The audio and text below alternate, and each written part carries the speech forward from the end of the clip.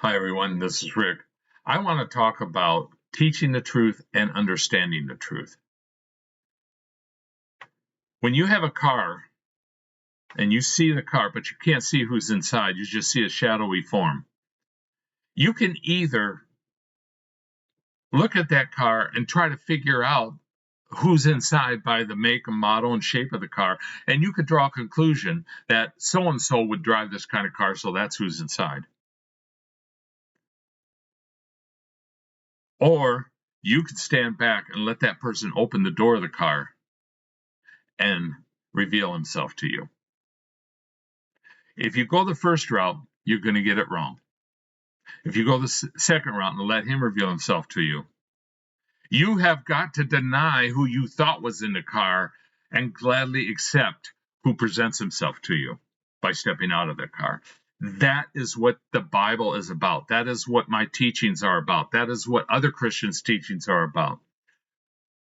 Driving that vehicle and presenting it to you so you can go into meditation and prayer in the Spirit and let him open that door to your heart, to reveal himself to you by the power of the Holy Spirit.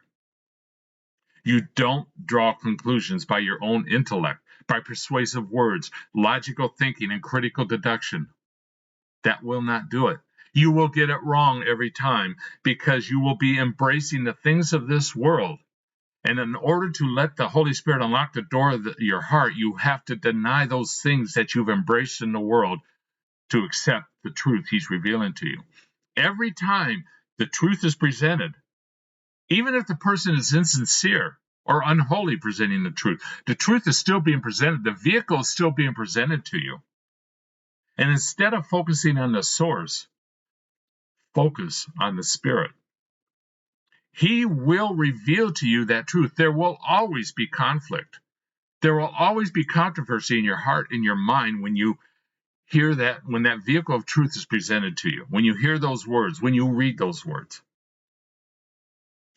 You can either fall back on your wisdom and your doctrines to draw conclusions, and then you have to argue to prove the other person is wrong or their understanding is wrong.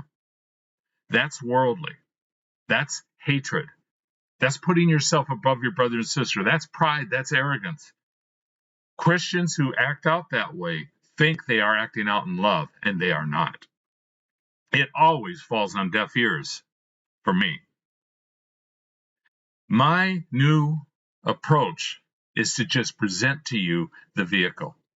That's all I'm going to do from here on out.